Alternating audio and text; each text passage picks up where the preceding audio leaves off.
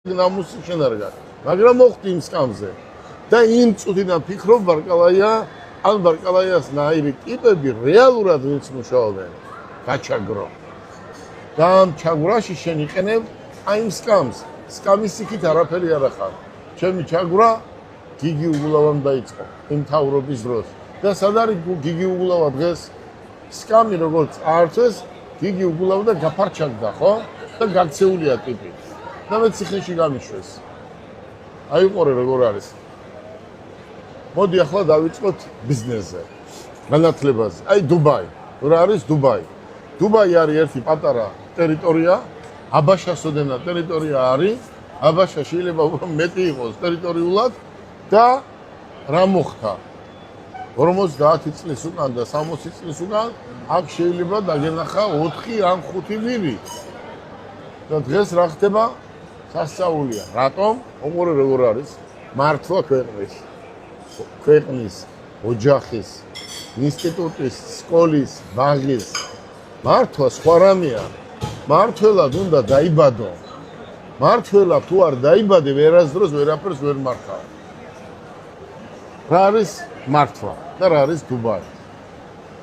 დუბაის ღევანდელი შეიხის მამა თევზს ყიდიდა, ნავით დადიოდა და თევზს ყიდიდა. და დაიწყო საქმიანობა, ბიზნესი რასაც ქვია. ყიდიდა, ყიდულობდა თევზს. მერე პატრონად გაიჩინა ინგლისელები და პატრონად გაიჩინა ამერიკელები. ამათან გააფორმა 100 წლიანი 99 წელი, საერთოდ ესე იწელება, 99 წლიანი ხელშეკრულება გააკეთა. აქ რაც კეთდება, 20-30% მიდის იმ ქვეყნებში. მაგრამ ძირითადად ბრიტანელები მართავენ და ამერიკელები. აი ეს ქვეყანა შვიდივე საიმირო არის ხელშეუხებელი. რატომ? იმიტომ რომ მათ ზევიდან ყავთ პატრონი და მუშაობენ დღე და ღამე. აი უყურეთ, რა არის დღეს დუბაი. რატომ მოდის? აი ნახეთ, აი ამდენი ხალხი ერთ სავაჭრო ცენტრში რატო არის? მე აქ რატომ მოგიწვიეთ, თქვათ, იმიტომ რომ ეს ჩემი ადგილია. მე 30 წელია სულ ამ ადგილზე ვჩდები და ჩაის სვამ, ხო? უყურეთ როგორ არის.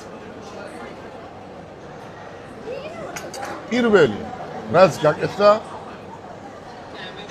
მაღალი დონის სასტუმროები, საშუალო დონის სასტუმროები, დაბალი დონის სასტუმროები, გაკეთდა სავაჭრო ცენტრები, კახა და გააკეთა შენ საქართველოში, რატო არ აკეთებ? არის, მაგრამ